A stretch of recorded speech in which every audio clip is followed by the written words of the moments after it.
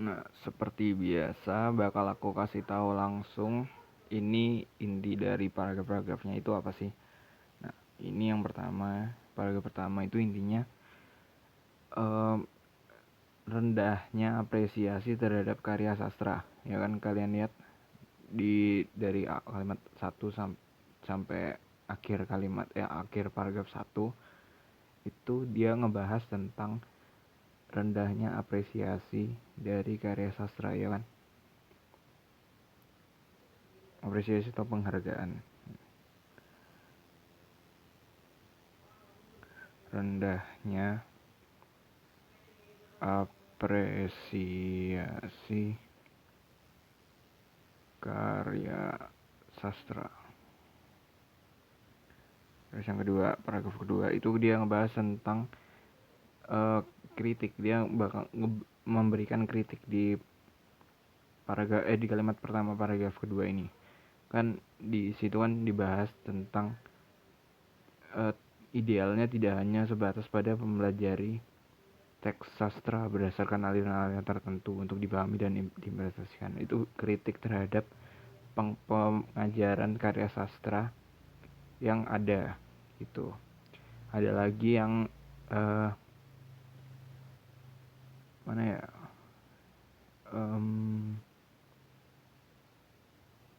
yang ini dari kalimat sini, tujuannya adalah agar memiliki kemampuan bukan yang sebelumnya di sisi lain pengajaran sastra juga harus berfokus pada pendidik.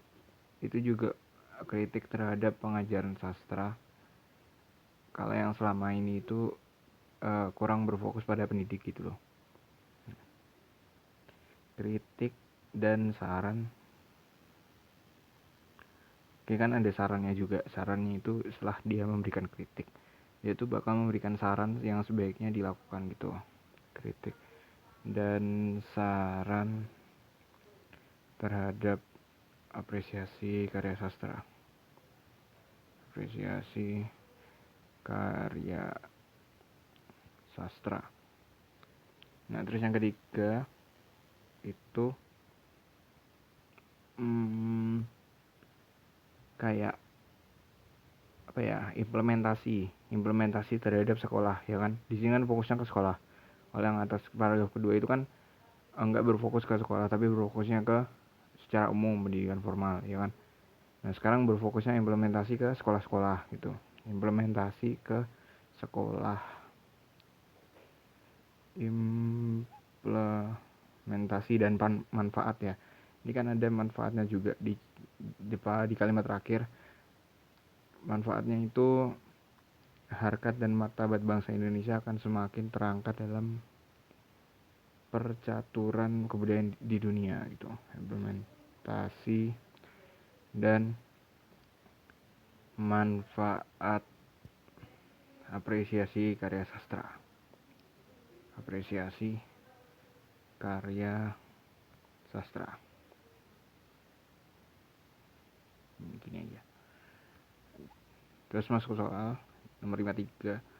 Bagaimana sikap penulis di bacaan di atas? Nah, kalau sikap penulis kayak gini, itu kalian bisa lihat di paragraf 1. Gimana sih dia itu sebenarnya ini kan ada di paragraf 1 kan lebih ke miris ya, miris terhadap rendahnya apresiasi kalau kalian baca.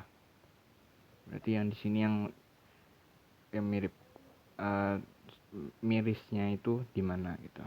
Ini kan lebih ke miris. Paragraf 1.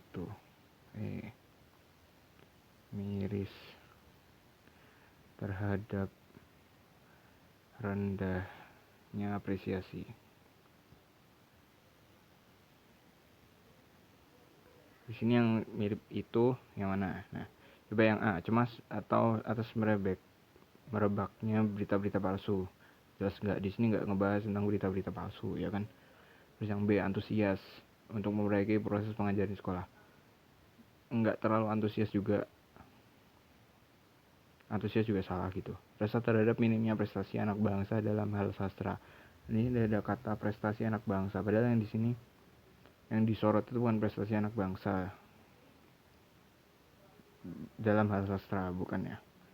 Terus yang dia prihatin terhadap rendahnya apresiasi masyarakat pada karya sastra. Nah ini yang paling tepat. Terus yang bersemangat untuk memperkenalkan konsep baru dalam pengajaran sastra. Tidak terlihat bersemangat juga ya tadi di paragraf 1. Berarti jawabannya yang D. 54. Frasa strategi ini pada paragraf 3 mengacu pada, kita lihat di paragraf 3 yang strategi ini. Nah ini tuh kalau ada kata strategi yang ada kata-kata kayak gini tuh biasanya mengacu ke kalimat-kalimat sebelumnya atau bahkan paragraf sebelumnya. Kalau di kalimat sebelumnya kan dia implementasi ya, dan manfaat apresiasi. Tapi implementasinya itu lebih ke guru harus dapat membimbing siswa untuk masuk ke dunia sastra, ya kan? Di sini itu yang A jelas salah. Itu strategi itu tuh bukan strategi untuk menciptakan karya sastra, ya kan? Yang B itu juga bukan untuk memperkuat teori dan pengetahuan, ya kan? Yang C simpen dulu. Yang D pengenalan terhadap variasi metode penyajian materi belajar. Itu enggak ada variasi ya sebenarnya. Bilang kurang tepat. Terus yang E fokus pengajaran yang tidak hanya pada siswa tetapi juga guru. Nah, antara C atau E. Kan kalian lihat tadi kan aku bilang kalau ini tuh strategi ini itu bisa mengacu kepada kalimat sebelumnya atau bahkan paragraf sebelumnya, ya kan? Nah, coba lihat di kalimat sebelumnya ini kan tadi nggak ada di pilihan. Kan lebih ke bagaimana guru membimbing siswa untuk masuk ke dunia sastra, ya kan? Dalam dunia literasi ya di sini. Nah, terus yang kalau paragraf sebelumnya itu gimana kritik dan saran terhadap apresiasi karya sastra. Tapi ada kata-kata yang tentang guru harus pengajaran harus berfokus pada pendidik, ya kan? Ada kata-kata itu di sini. Di sisi lain pengajaran sastra juga harus berfokus pada pendidik, itu ada. Nah, terus ini berarti yang tepat kan di sini kan enggak mengarahkan ke strateginya, kan enggak mengarahkan untuk mengapresiasi ya kan, tetapi mengarahkan ke fokus pengajaran. Itu harus kepada guru, ya. Berarti yang tepat itu yang E. Terus 55. Paragraf 2 pada bacaan di atas berfungsi untuk. Nah, paragraf 2 tadi kan aku bilang itu kan kritik dan saran. Kritik dan saran. Nah, berarti kita harus cari di pilihan-pilihan ini yang mana yang mendekati ke itu.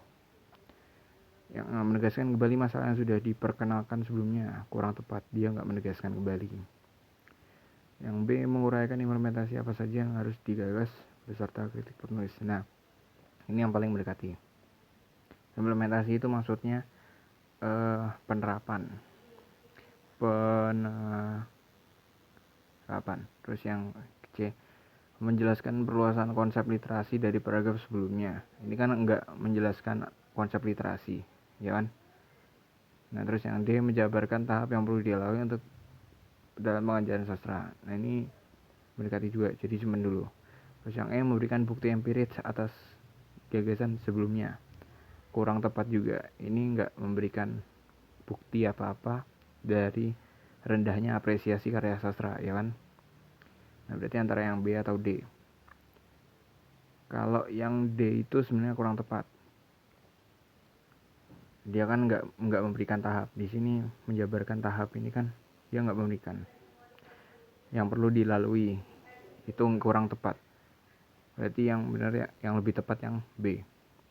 Terus yang 56 terkait dengan paragraf 2 pada wacana di atas, paragraf 3 itu berperan sebagai apa gitu. Tadi kan paragraf 3 itu kan cenderung ke penerapan atau memperkuat. Penerapan atau memperkuat. Paragraf 2, ya kan? Berarti ya di mana dari pilihan-pilihan ini yang mendekati ini atau sama dengan ini. Nah, yang A menyimpulkan penyebab masalah yang dibahas pada paragraf 2. Kurang tepat juga. Yang B memperkenalkan gagasan baru. Dia nggak memperkenalkan gagasan baru. Dia cuma memperkuat atau implementasinya di sekolah-sekolah dari paragraf ke-2. Yang C melanjutkan apa yang diformulasikan paragraf 2 dengan perspektif yang lain. Nah, ini nggak ada perspektif yang lain. Perspektif itu sudut pandang, dia kan, atau sisi yang lain. Dia sebenarnya nggak memberikan sisi yang lain, tetapi mirip ya. Terus yang D menjelaskan begitu sulitnya untuk memberi pengambilan. Jadi yang C itu mending simpan dulu. Yang D menjelaskan begitu sulitnya untuk mengimplementasikan. Enggak juga, dia nggak menjelaskan gimana sulitnya. Yang E mendeskripsikan rancangan intervensi secara praktis. Intervensi itu campur tangan, ya kan? Campur tangan secara praktis berdasarkan paragraf 3 gagasan 2. Nah, ini yang mana dari C sama E? Itu kalau yang C itu sebenarnya salah karena ini ada perspektif yang lain. Dia nggak memberikan pandangan yang lain dari sisi yang lain gitu. Dia itu sama, pandangannya itu dari guru, ya kan? Berarti yang lebih tepat itu yang E. Nah, sekian dari gua. Sorry kalau ada salah. Jangan lupa like, comment, dan subscribe. See you in the next video.